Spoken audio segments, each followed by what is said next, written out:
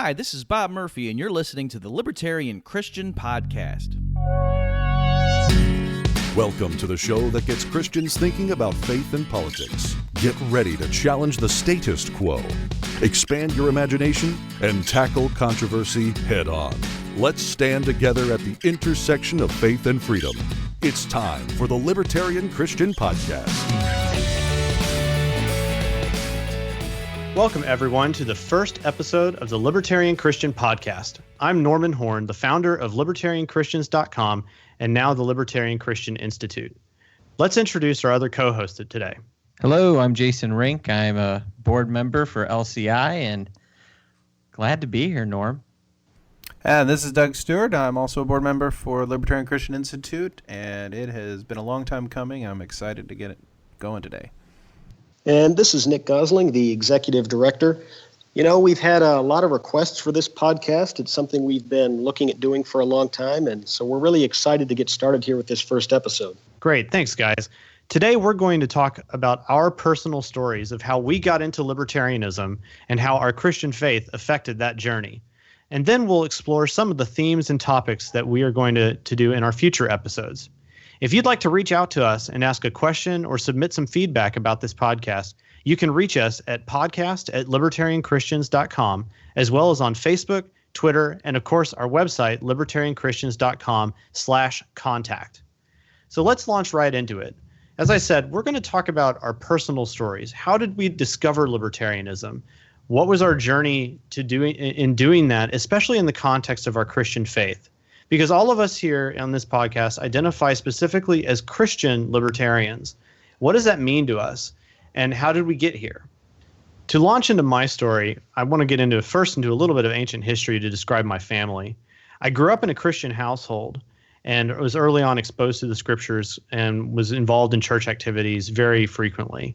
One of the things that my parents emphasized very strenuously, to me at least, was the importance of thinking out the faith in detail and using critical thinking, not just to absorb what was around me, but to really process it and be able to express it on my own. And though we were a conservative household both theologically and politically back in the 80s and 90s, that was always in the backdrop of using critical thinking and reasoning to express what we believed and what we thought about the world. We started homeschooling in 1995, and I think that made a big impact on me as well. I began to develop a great love of philosophy and theology at the age of about 15, and it really stuck with me all throughout my college years and beyond. When I went to college, I was definitely a hardcore conservative. I graduated in 2001 as a high school student, and thus went to college and very soon thereafter encountered, of course, the 9/11 disasters and bombings and the terrorist attacks. All of that ensued, and of course, being a conservative at the time, I was very much in support of American interventionism overseas. And this is important because later down the line, this is a contentious issue for a lot of Christians who were conservatives and potentially thinking about libertarian ideas. So fast forwarding a couple of years there, what ended up happening that was really weird was that after getting together with the girl who would become my wife Caitlin, who will hopefully be on the show at some point or another, her father introduced me to some economics articles and he just printed them off for me and said, I'm curious what you might think about this stuff. And these articles, ironically enough, came from the Ludwig von Mises Institute. Now, I had never heard of a guy named Ludwig von Mises or any of the other big libertarian names at the time. And so when I started reading some of these interesting articles, I was rather enthused. I had studied economics in college, but nothing to that degree, and I didn't have the background to just immediately see its value, but I was curious. And so I got to reading these articles. I ended up subscribing to the mailing list, and I started looking around for more stuff. And as a result, I went to the university library and found the Cato Journal. I started reading that, and I started reading the Freeman, the Foundation for Economics Education magazine. I started reading pretty much whatever I could on these topics.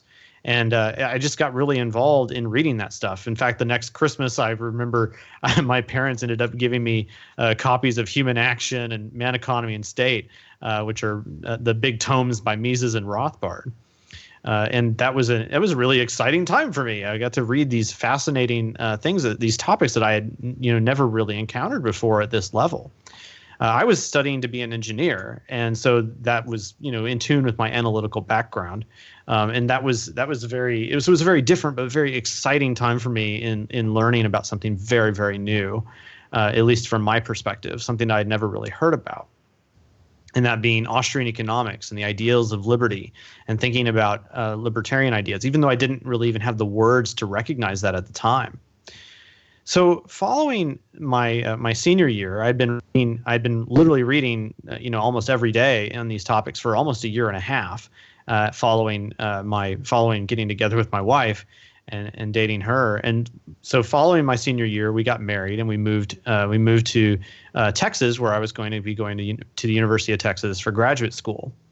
I kept reading, and during that fall, in my first semester as a graduate student, I remember very distinctly I was reading on my laptop, and I was reading about libertarian ideas, and I finally just put my laptop down and I said, Caitlin, I can't do this anymore. I can't claim to be a conservative. I can out-argue myself on every single topic I can think of with a libertarian idea as opposed to a conservative idea. And this was a big deal at the time. In 2006, or rather in 2005, that's when it was, declaring oneself to be a libertarian and maintaining a Christian identity was not necessarily a very popular or common thing to do, despite the fact that libertarian ideas hold a lot of history in the Christian worldview. And that's a fact, and it's something that all libertarians need to come to grips with. But at the time, saying that you were a libertarian and a Christian just wasn't a thing. And in fact, once I sort of began outing myself in particular to my family at first, it was hit with a bit of resistance. My parents wondered, like, why are you doing this? Because in a sense, they looked at it just like, we don't understand, why are you switching sides, or what does this mean? And my in-laws, and keep in mind my father-in-law, who gave me these articles to begin with, really was not a libertarian, and still in many respects isn't, although we hold a lot of common ideals together. He was more interested in the way that I thought about these things rather than seeing if I would switch an ideology to some extent. So it was a big change for me, and it wasn't something that was common at the time. It wasn't something that was socially acceptable in Christian realms in many respects. At my congregation in Austin, I had people who heard about this. I would talk to a few people and they say, well, does that mean you're going to go vote for the Green Party or something to that effect? Because they didn't know what it meant. And it wasn't about that to them. They didn't have the knowledge, the words, the background, and really the way of explaining what it was that I believed and how to understand that. But when it came back to my family, again, the interesting thing there is that what I began to realize is that what I was doing was taking the ideals that my parents taught me and that I learned through my Christian faith, and was just trying to apply them as consistently as I could in the political realm. And it made sense to me at the time that would be the case, in particular with respect to war.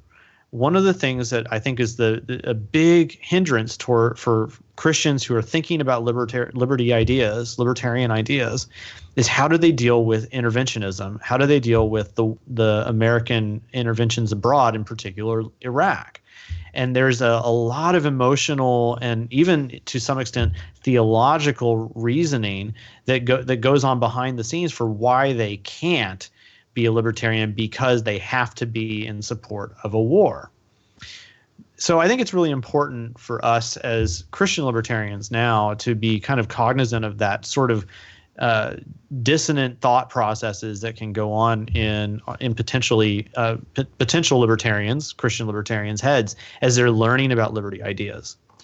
So fast forwarding another couple of years, I began doing a lot of study in theology and in philosophy from a Christian worldview, and applying that in with liberty ideas as well, culminating in a number of papers that I wrote as a student at the Austin Graduate School of Theology when I was doing my master's in theology program there, and ended up getting some really great feedback from theologians, from friends, from libertarian philosophers who I would send it to, and to the point at which I started publishing this stuff. And before libertarianchristians.com was ever a thing, I was publishing in other places as well on these topics about Christianity and liberty. Eventually, a major influence in starting libertarianchristians.com was actually a guy named Walter Block, who is a scholar and a professor and a well-known libertarian, who made it very clear that, Norman, you've got some really good ideas here. Maybe you should start thinking about putting these out in a more cohesive fashion. And it wasn't necessarily in just the Christian libertarian ideas. It was in some other aspects as well, libertarian thought. That's what ended up prompting me to really get started and going after it and saying, let's make a website. So I started libertarianchristians.com at the end of 2008, right after Barack Obama got elected.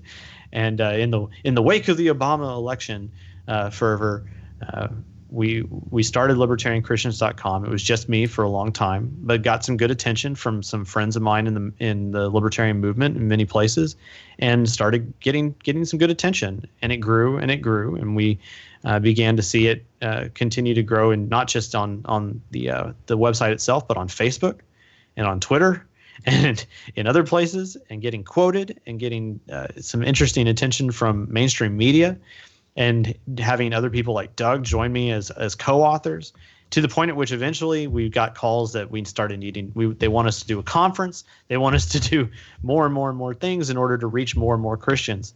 And after a couple of conferences that we started hosting, the Christians for Liberty conferences, and starting in 2014, it culminated in founding the Libertarian Christian Institute, which is what we're here today to talk about too. So that's really where we are now, and it's been a really unusual journey for me, in not something I thought I would ever really get into seriously, but when it came down to it, it felt like a calling, and so that's where we are now. And my goal is to help the Libertarian Christian Institute get to where we want to be as a premier organization, promoting the consistent harmony of libertarian ideas and Christian theology. And so that's what we're here to do. So Norman, you started libertarianchristians.com back in 2008, and that was precipitated by some articles by your father-in-law that he handed to you. Do you even remember what those are? That's a good question. I think I only remember one of them, and it was entitled "Middle of the Road Policy Leads to Socialism." And it's an article by Ludwig von Mises. We'll make sure to link to that in the show notes. I remember stumbling across libertarianchristians.com before I moved down to Austin. That seems right to me, because when did you say you started libertarianchristians.com? It was in 2008. And we definitely, right. You and I had conversations before you moved down to Austin, and we met for the first time. Yeah, because it was, in 2010, early 2010, that I moved down to Austin. So, yeah, I remember discovering this website out in the wilderness that was talking about things that I was wrestling with. So yeah, a lot's changed since then. And I don't know, what do you think is one of the more significant changes that's happened recently with the organization? Oh, so definitely since turning it into the Libertarian Christian Institute, I mean, the biggest change that we've made really has come fairly recently, and that's hiring Nick Gosling as our executive director. And thank God he's joined us, and now he's here with us even now. And so it's great to have him with us. We searched long and hard for somebody we felt would be a great leader for the organization and to take on day-to-day operations. And to be quite frank, it's a little nerve-wracking on me because that's my baby, And so handing it to him, I know that I can trust Nick to get the job done. And I'm really excited he's here with us. So actually, that's a great way to bring Nick on and have him start telling us about his story. Nick, why don't you tell us, how did you get involved in this whole thing? Yeah, thanks, Norman. So a little bit on my background. I was raised kind of religious, but not really. I didn't really become a Christian until I was around 19. And so growing up, though, being patriotic and really loving America was an important part of my upbringing.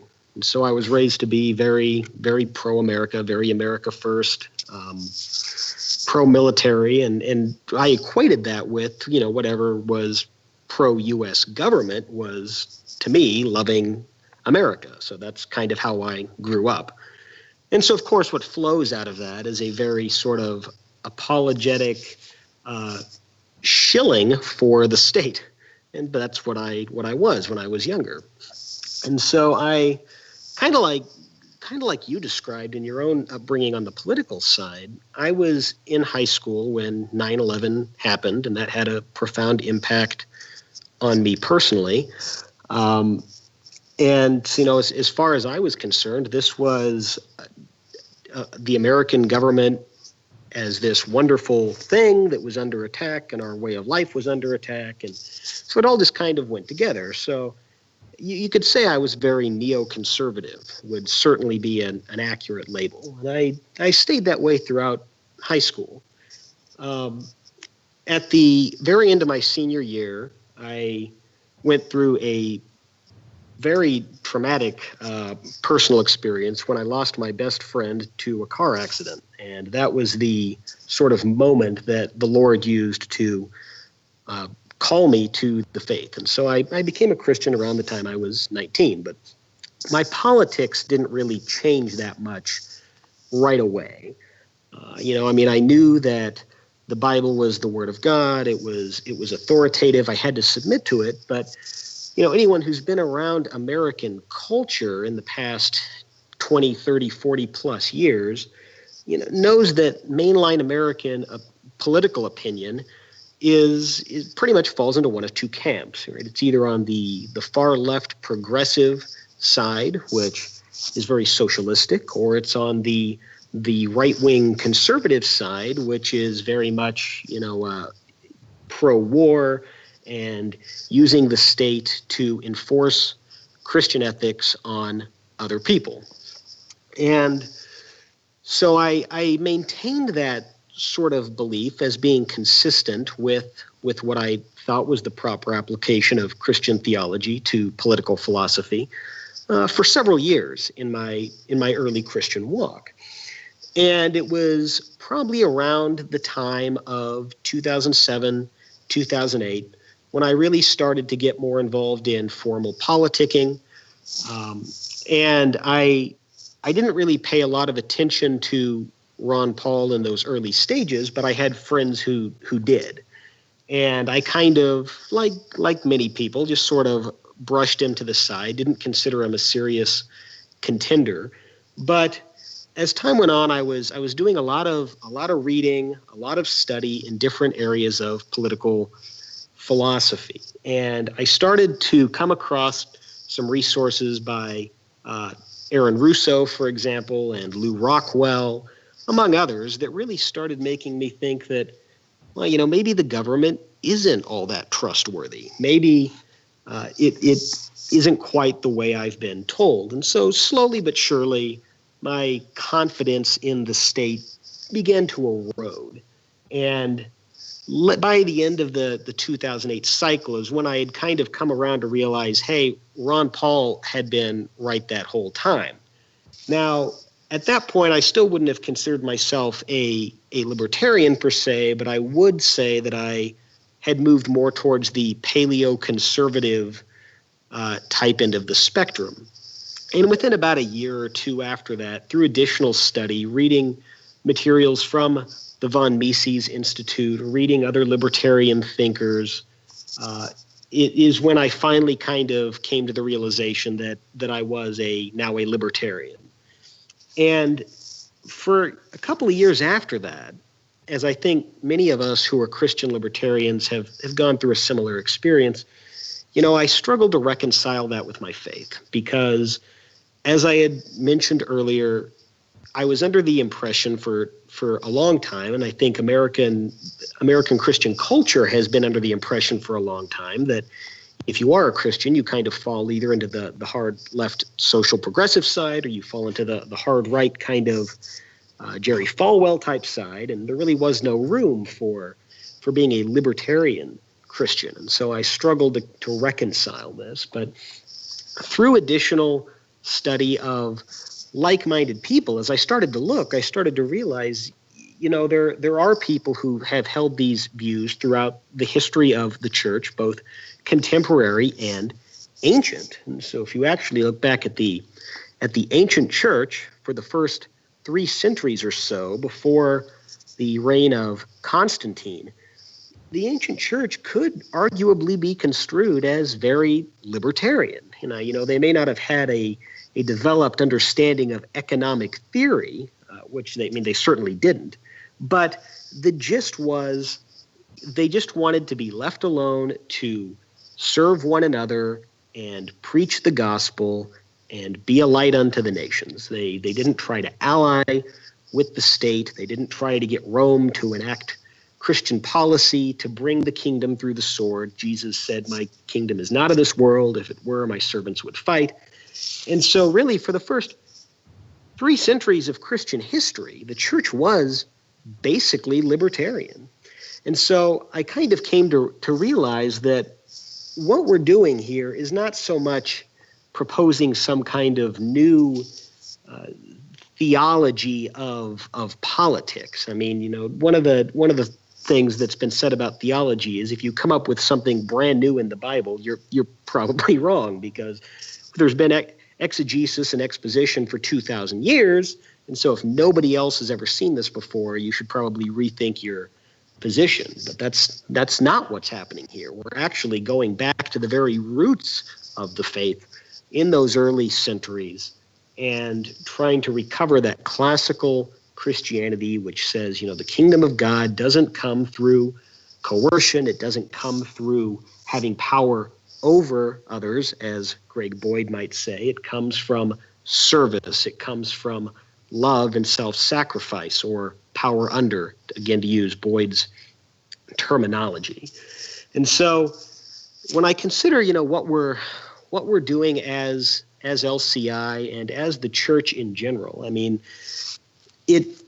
are there more important issues than our politics? Sure.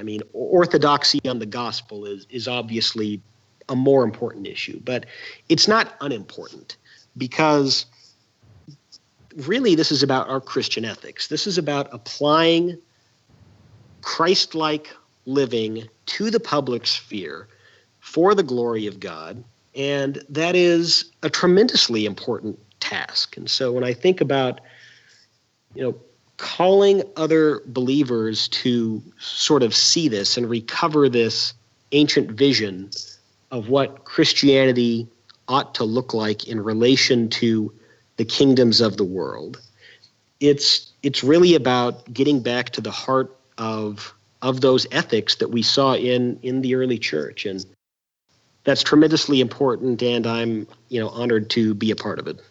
So many great things you said there, Nick, and thank you for sharing all of that.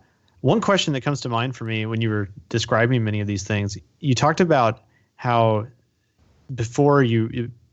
shortly after you became a Christian, but before you were a libertarian, you felt it sounded like what you were kind of saying was that a number of the sort of patriotic trappings that permeated through the church kind of they seem a little foreign when I think when you kind of take a step back from it and you kind of think of it from a more outsider perspective. Do you think that some of those patriotic trappings that kind of permeated through the church, how would you describe that as in their relationship to the Christian faith at all? Are they how did that happen? To you, what did you feel like after you started, becoming a libertarian about those things? I think as far as how it, I'd mentioned Constantine earlier, right? And so really we're going up against such an institutional shift that happened in the church a very long time ago. And when you look at the development of Christian history, I mean, yeah, that was the big change. And, then you could also point to the reign of Charlemagne and various instances in the Middle Ages with the struggles between the church and the state. Tragically, even you can look at shortly after the time of the Protestant Reformation, including Luther and Calvin and other guys who had done so much for the development of theology in so many ways, but were really just atrocious on this particular issue. And so that's just been inculcated into our thinking for such a long time. And yet, when you step back and you read the Bible as a whole, one of the things that comes across, I mean, if you are able to step back from preconceived notions and biases, is how shockingly anti-state it really is. I mean, you go back and you look in Genesis and you see the origins of the state in Cain going out after murdering Abel, and he founds the first city. And then you see Nimrod, who founds Babel on the plains of Shinar, and we know what happened at the Tower of Babel. So all these instances are acts of rebellion against God, and we see it again in 1 Samuel 8 when Israel asks for a king. And then when you look at the story of the New Testament, the overarching message of the gospel is that Christ has come, Christ is Lord, Christ is King, and the implication of that then is that Caesar isn't king.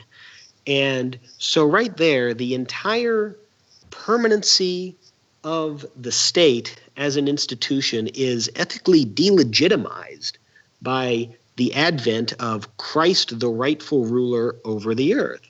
And I just think it's so tragic that as at least the American church, I sometimes wonder if our brothers in the 2/3 world don't struggle with this quite as much, but at least in the American church, we have this sort of mindset of God and country, and you see the ichthus symbols draped in flags, and you see American flags posted in church sanctuaries, and it's really just the idolatry of the state.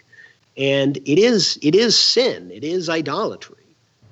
It's not wrong to love your country, but it is wrong to idolize the state and worship your government. And when you put anything up against the authority and reign of Christ, you are committing idolatry against him. And so I just, somewhere along the line, that kind of gets lost in American Christian thought. We tend to think of this as a good thing, but it's really more culture than it is theology. Yeah, and to exalt those institutions in particular that have such a relationship with violence, just even exit libertarianism for a second. But when you start exalting these sorts of things in the church service, in a worship service of the Almighty God, I think that you should at the very least think that that's a little questionable.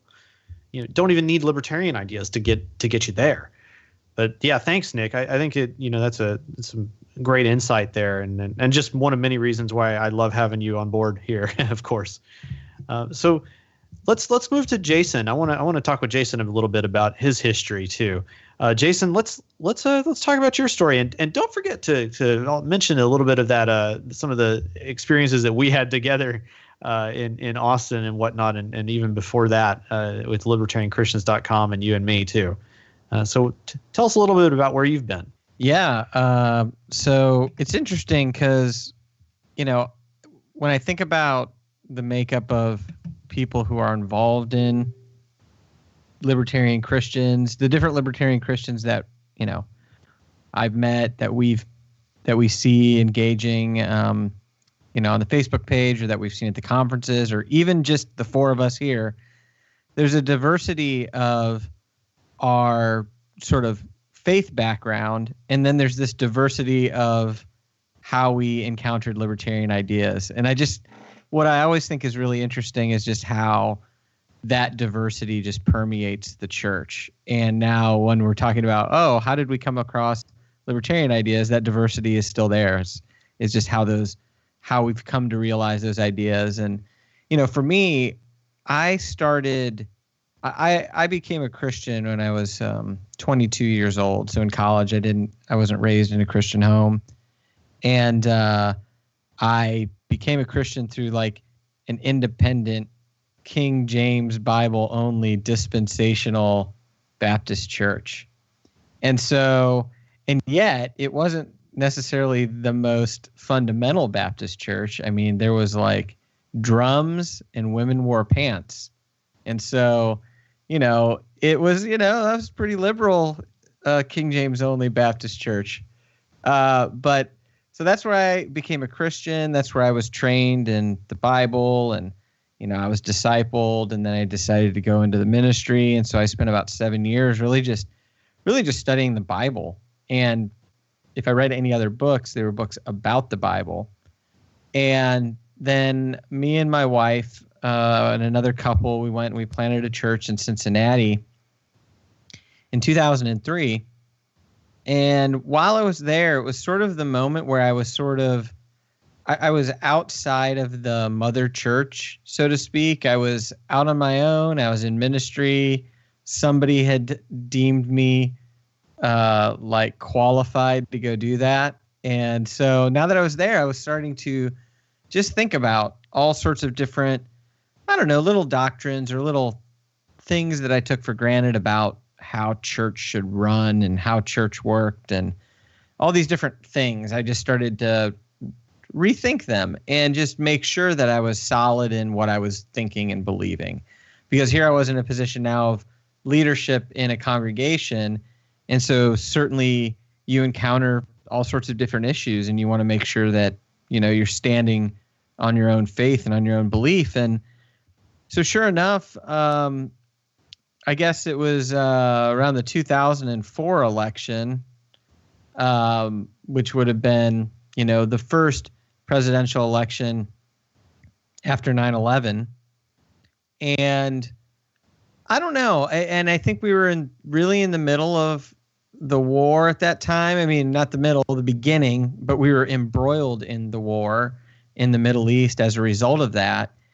And I started to wrestle with some inconsistencies and started to wrestle with some ideas that I had and how they fit in with other ideas I had about the Bible. And really, I was not very political. I wasn't like a hardcore Republican by any choice. I was really just a cultural Republican because I didn't know anybody in the church who wasn't. Everybody I knew was a Republican. George Bush was so much the president of the evangelicals. That was just like the brand that he had. And so I just sort of was along for the ride, and I thought there was more important things than politics anyway. I was just going to be teaching and preaching the Bible and, helping people out. This whole political thing didn't really matter. Well, as I started to dig into just some of these things, and I started to be concerned about, the war, and what really started to sort of make my mind go tilt was this idea that conservative Christians that I knew were so vehemently opposed to abortion, like that wasn't even a question, was that, children in the womb shouldn't be murdered. Like that was the whole thing. And, that made sense to me. And yet when it came to children who were alive outside of the womb but happened to live in the Middle East, or just lost people in general who lived in the Middle East, like Muslims who've never heard the name of Christ, and And this idea that, we would send missionaries and send money overseas to like spread the gospel to those who have never heard the gospel of Jesus Christ. And at the same time, be in support of this war, which was, decimating lives. People were dying. And I had never heard any real legitimate arguments that any of these civilians who were dying in the war were, responsible for any like terrorist acts, So I just couldn't see why those things weren't equal. Like why I shouldn't even be more concerned about a child or a mother in the Middle East who never heard the gospel, and like they shouldn't die. That would be bad.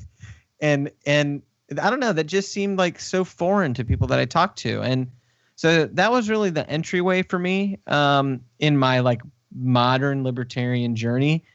And then shortly after that, I was in ministry till about 2006. And then in 2007, I came across Ron Paul in the spring of 2007. In fact, I think I started listening to Ron Paul in like March of 2007. And by May of 2007, I actually met him the first time.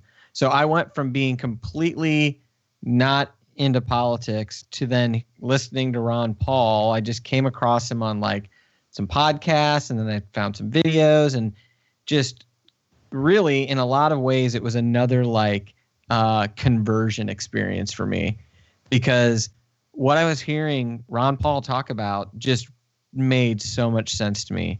It seemed like these latent ideas that I had that I couldn't articulate and that I couldn't really figure out why things weren't fitting together for me. Ron Paul just introduced me to this, worldview of libertarianism, the non-aggression principle, this idea of how, even the commandments of the Bible like line up with this whole thing, oh yeah, I'm supposed to love my enemy, and I'm supposed to treat my neighbor the way that I want to be treated. And, oh yeah, this really makes sense. And so as I started digging into Ron Paul, as I started listening to him, I found myself starting a meetup in Columbus, Ohio. I'd never done anything in my life like that. And I was just like, oh, I got to get involved in this thing. So I started a meetup in 2007 leading up to Ron Paul's, he was already running for president, but leading up to the 2008 election. And through that, I ended up, meeting all sorts of people, but I ended up getting connected with, other Christians who were like-minded, and we began to talk about these ideas in the context of our Christian faith. And then during that season of time, going into 2008 and then 2009, I started an organization in Ohio called the Ohio Freedom Alliance, which ended up being an educational organization, to teach libertarian ideas. And then it was just through the readings that I discovered through Ron Paul and the authors, and started reading about Austrian economics. And I was working at Chase Bank at the time. I was in the equipment finance division. I spent 10 years in that industry. And that was during like the Wall Street bailout. So I was starting to learn Austrian economics. At the same time, I was learning about the Fed. At the same time, the crisis was happening in America. So all of this stuff just collided in my life. And, I just realized, man, this is important stuff. And so I just tried to find a way to get it more involved in teaching people about libertarian ideas. But I wanted to make sure that it fit together with what I believed about, the kingdom of God. And sort of the place that it came to for me was, I don't know, I just really started to dig into things on all of these issues, on issues of money and economics, and started to see how, there was biblical principles that resonated with Austrian economics. And then I started to see about, use of violence and use of force and how that, matched right up with what Jesus taught and how he, conducted himself. And then I started to see all of these sort of anti-state messages in the Bible, started to understand how Jesus's message and presence and what he came to do was so radical and to the power structure. And then just, the early church and how that was true, sort of until church came to the time when they sort of got real comfortable with the state. And then now we've been sort of fighting against that ever since. But during that time that I've been, educating myself, I stumbled across things like Libertarian Christians, in 2009, 2010. And, that was an interesting connection because eventually, through a mutual connection, I moved down to Austin to start a nonprofit called the Foundation for a Free Society. And Norm Horn started, he became a part of that board of directors. And so, libertarianchristians.com was the only resource I knew like that out there. And here I was moving into the same city that he lived in. And sure enough, before too long, we would be sitting, having a pint, talking about all of these things, libertarianism, Christianity, and all sorts of other things that young men speak of over a pint. So anyway, it's been a great journey. I think what I'm most interested in right now is I feel like the church is kind of even more statist than it was 8 years ago. I don't know. I didn't think that was possible, but I'm sort of in this place now where I've seen what happened in the rise of Hillary and Trump, and maybe it's just the people that are vocal out there. Maybe it's just what you see, in the headlines. But I don't know. Just saw a lot of Christians jumping on board with Trump, who have just sort of, and they figured out a way for that to be all good, and yet there's just so many reasons why I don't understand how that works together. So, during this last election season, I just sort of was watching what was going on, and it just reinforced to me that, we need to be out there, or somebody needs to be out there, but I guess it's going to be us, talking about these issues and talking about how libertarianism and Christianity all fit together. Jason, given the rise of Trump and now his election, do you think there might be hope for the left-leaning church to become a little more anti-state? They seem to be his most vocal opponents. Yeah, but, I think the thing that's most troubling that I just see all over the place is just sort of the hypocrisy, and I think that will always be frustrating for people like us, because one thing that's common for all of us is like we were trying to find this consistency in our thinking and the ideas that we're holding together. And I think we overestimate how much people want to do that in their own lives. So I think many people are comfortable walking around with inconsistencies in their minds, and they don't even really care. Or even if it gets pointed out, it's not relevant to them for some reason. But what I do have hope about, I guess on that is, seeing things like the state of California wanting to secede and all of those things. I think this idea of like small government, and decisions being, the more personal the legislation, the more local that legislation should be passed, and this idea that this country trying to legislate, 330 plus million people from one central location makes absolutely no sense at all. But those urges I see on the left in response to a Trump presidency, they're not necessarily less statist, because I'm just like, well, they just want to make mini states that are just real statist, because they still want to have their statism. So I think if I have any hope, it's for people who are younger and really sort of the technology revolution that's happening and the ways in which the state is revealing itself to be a terrible master in the examples of, say, like Uber and all these other ways that there's these innovations where life is being made easier for people who are young, especially, millennials, and the state rears its ugly head up and tries to crush those things. I think those are the best things to make people question the state right now. But as far as the church is concerned, I don't know. I'm not super hopeful right now. So interesting thoughts, Jason. Thanks for sharing that. We actually have some articles on libertarianchristians.com that tell even more about some of our stories here so far. We will make sure and link those in the show notes. One of those stories will definitely be that of Doug Stewart's here. When Doug first joined us at libertarianchristians.com, one of the things I like to have new authors do when they join me is to write something about their own story. And so we'll try and make sure and link those in the show notes. And now we can have Doug tell us a little bit about his story. Yeah, so I have always been sort of a contrarian. At least my mother has told me that. She told me, Doug, you'd argue with the devil. And my response was, well, he's always wrong. So that's an easy one. So maybe, I don't know, maybe just being a libertarian is just the fulfillment of that. I don't know. I went to Bible college, and I was in Bible college when 9/11 happened. And my family was pretty conservative.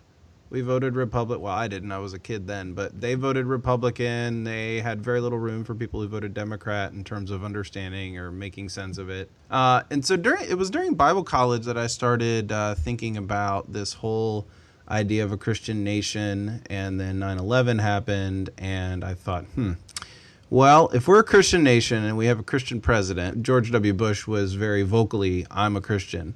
He claimed that very vocally. Well, why not turn the other cheek? Let's see what happens. Well, that didn't happen. If America was a Christian nation, America did not turn the other cheek.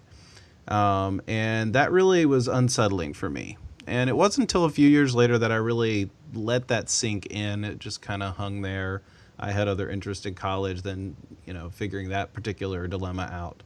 I think it was after I started listening to talk radio after college. I listened to Sean Hannity, and Sean Hannity made sense, and I enjoyed the guests that he had on, and I no longer enjoy those people anymore, for the record. I don't know. I started reading some books, and I started thinking about my faith in a different way, more particularly how the gospel affects the world around us rather than just our afterlife destination, and how good news as an announcement, and what does that look like for Jesus followers to carry out this announcement that Jesus is Lord, and maybe that the gospel was bigger than my individual personal salvation experience, and thinking about what it means to be a blessing to the world.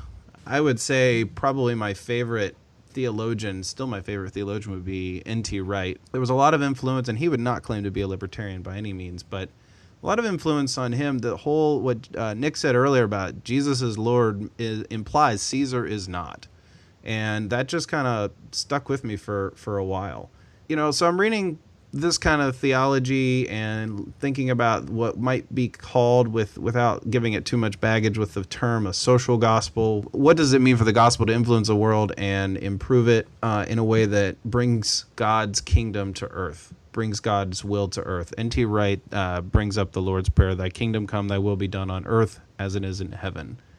And what is God's world look like when it's brought to earth, and how do Christians enact that and live that out?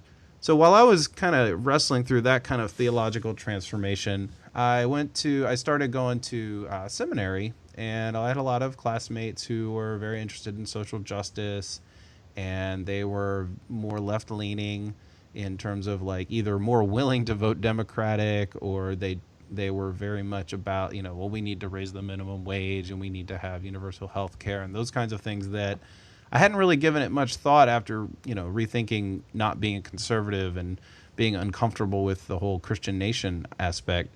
But something just didn't sit right with me. I was kind of like, well, yeah, people should have a living wage, but wait, that doesn't really, and I just couldn't really kind of put it together. And I had this kind of intuition, maybe it was the Holy Spirit kind of prompting me, you need to learn some economics. So I did some quick looking up, and the first book that I read about economics was The Politically Incorrect Guide to Capitalism by Bob Murphy. While I read that book, that led me to all kinds of other books that led me to the Mises Institute, to FEE, and some other online things.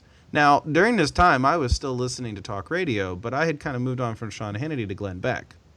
And Glenn Beck, for all of his faults, is probably why I'm a libertarian, because he said he was, and maybe he is more one today, but back then he was like, I'm a libertarian at heart, and that word kind of came into my consciousness. I mean, it probably wasn't the first time. And whenever he had Ron Paul on the show, it was always because of economic related things. I was just enthralled with Glenn Beck's libertarian streak, and then it was still kind of like, yeah, but he always makes these little exceptions of yeah, but this and yeah, but that. But then when he had Ron Paul on, Ron Paul just made complete sense, and he always respected him on the economy. He knew it was his favorite person. So guess what? I picked up Ron Paul's Manifesto, and as the cliche goes, the rest is history. I was in.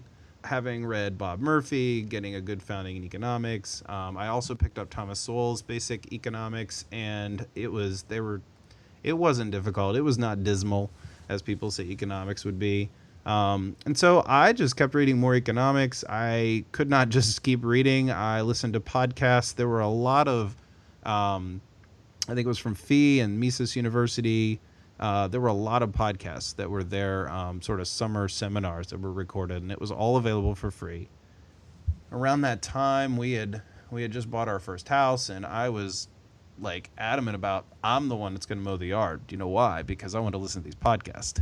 And so I wanted to spend all my time listening to this. Andrew Napolitano, for a brief period of time, was on like Freedom Watch, and that was one of my favorites.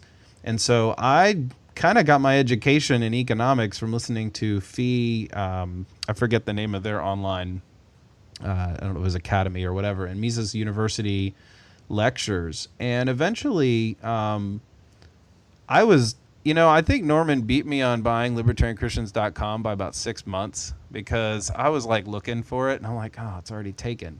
And so I had no choice but to just reach out and say, hey, we're on the same page here.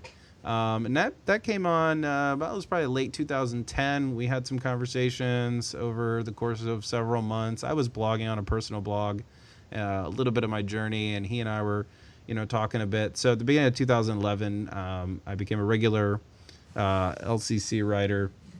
That's kind of my story. I think my influences has been very much, Greg Boyd was mentioned by Nick earlier, and I think that has kept me solidly libertarian for this reason, is that not only Jesus is Lord and Caesar is not, but this whole power under approach to the kingdom of God does not come through force. It does not come through a sword. It comes through God's kingdom people loving and serving the world the way Jesus did.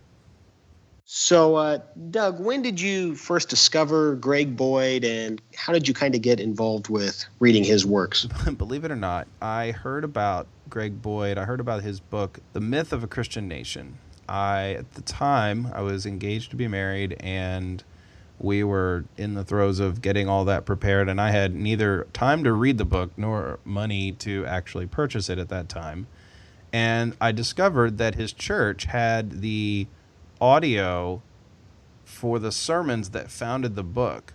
So I remember driving from Pennsylvania down to Southern Virginia after our wedding, and we listened to The Myth, a Cross, and a Sword by Greg Boyd. That's what we listened to on our honeymoon. And we were just both like really into like, yeah, this is really good. And so ever since, I've been a huge proponent of that book. And I think Norman could probably attest, this is probably one of the most non-libertarian books that we find that libertarians have been influenced by. Would I be correct in saying that? I think so. And by the way, that's really romantic. I have to say. That's good though. No, thanks, Doug. It's a really interesting story, and of course, I've been so happy to have you with me for all of these years now, and hopefully for many, many more as we continue. So those are all of our stories, guys. Let's just kind of conclude this first ever Libertarian Christian podcast with a little bit of what you can expect going forward here. Over the next few weeks, we will be posting more podcasts hosted by different people that you've heard today already, and hopefully you'll get to enjoy each one of those. Doug is going to be talking in one of the upcoming episodes about pacifism and self-defense in Christian ethics, and we'll have a discussion around that. And Nick will bring us a discussion about anarchism and minarchism in Christian thought, and I'm sure that we'll get into some really interesting historical and ethical and theological observations there. So we're really excited to bring these topics to you. We hope you enjoy it, and we hope that you'll share it with your friends and family and benefit greatly from what we're trying to do here. And if you do support what we're doing, we also invite you to donate at our website at libertarianchristians.com/donate. We really appreciate anything that you can give to help support the work of the Libertarian Christian Institute. So until then, we'd love for you to stay in contact with us. You can contact us at podcast@libertarianchristians.com, as well as on Facebook at facebook.com/libertarianchristians, on Twitter at LCIofficial, and at libertarianchristians.com/contact. Thanks for listening, and we look forward to talking to you next time. The Libertarian Christian Podcast is a project of the Libertarian Christian Institute, a registered 501c3 nonprofit. The audio engineers were Doug Stewart and Jason Rink, and voiceovers were by Matthew Bellis and Caitlin Horn. If you'd like to find out more about the LCI, please visit us on the web at www.libertarianchristians.com.